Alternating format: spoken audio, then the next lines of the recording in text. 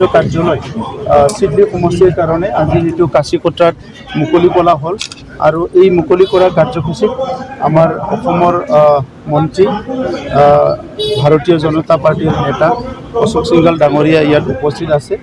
অসম গণ পৰিষদৰ আমাৰ জিলা আৰু ৰাজ্যিক ইয়াত বিষয়ববীয়াসকল আছে।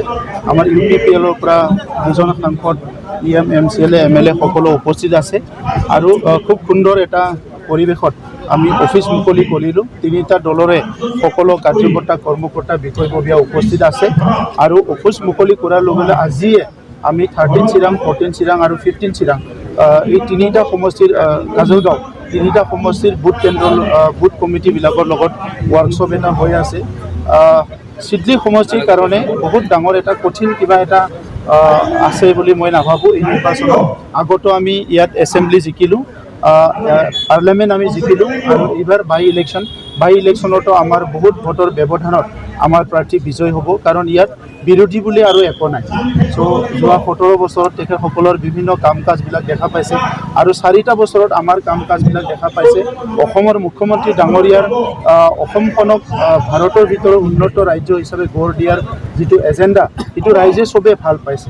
এতিয়া ছাত্ৰ ছাত্ৰীৰ পৰা লৈ পেলাই আমাৰ খেতিয়কৰ পৰা লৈ পেলাই সকলো শ্ৰেণীৰ ৰাইজৰ কিবা নহয় কিবা বেনিফিট হৈ আছে। তাতকৈ ডাঙৰ কথা BTRত আজি শান্তি সম্প্ৰীতি নিৰাপত্তা সুন্দৰ এটা পৰিৱেশ।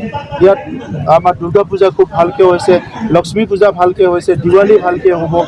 প্ৰত্যেকটো পৰিৱেশে আমাৰ এটা পজিটিভ দিশত গৈ আছে। সেইকাৰণে চিডলি সমষ্টিত আমাৰ মিত্ৰজোঁটৰ প্ৰাৰ্থী বহুতখিনি ভোটৰ ব্যৱধানত বিজয় হ'ব। ঠিক তেনেধৰণৰ ওচৰতে আমাৰ বঙাইগাঁও আছে, তাত AGPৰ প্ৰাৰ্থীক আমাৰ মিত্ৰজোঁটৰ পৰা AGPৰ প্ৰাৰ্থীক সমৰ্থন দিছোঁ। তাতো আমাৰ প্ৰাৰ্থী বহুত ভোটত বিজয় হ'ব। এইটো কৰিম লাহে লাহেকৈ। কিন্তু মানে আমাৰ কমিটি আছিলে, কমিটিয়ে সমষ্টি ঘূৰিছে। সমষ্টি মিনছ আমাৰ MCLA সমষ্টি আৰু বিভিন্ন ছেকশ্যনৰ লগত কথা পাতি পেলাই তেখেতসকলে অলৰেডি কেণ্ডিডেটৰ নামটো খামত ভৰাই পেলাই চিল কৰি থৈ দিছে আৰু 1-2 দিনৰ পিছত দিন তাৰিখ সময় বাৰ চাই আপোনালোকক ধুনীয়াকৈ খুলি পেলাই মই দেখাই দিম। আপোনাৰ OSD ডক্টৰ চাংডাং ব্ৰহ্ম BPFত যোগদানৰ চৰ্চা চলি আছে। চৰ্চাটো বহুত হ'ব পাৰে, চৰ্চাটোতো আৰু নোহোৱাকৈ নাথাকে, কিন্তু চৰ্চাই যে কিবা এটা সিদ্ধান্ত তেনেকুৱা নহয়।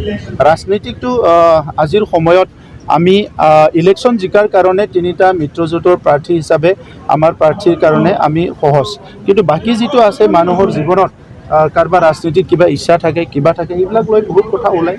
সেইটো আমাৰ কাৰণে পাৰ্টি হিচাপে বা আমি মিত্ৰজোঁট হিচাপে তাত কোনো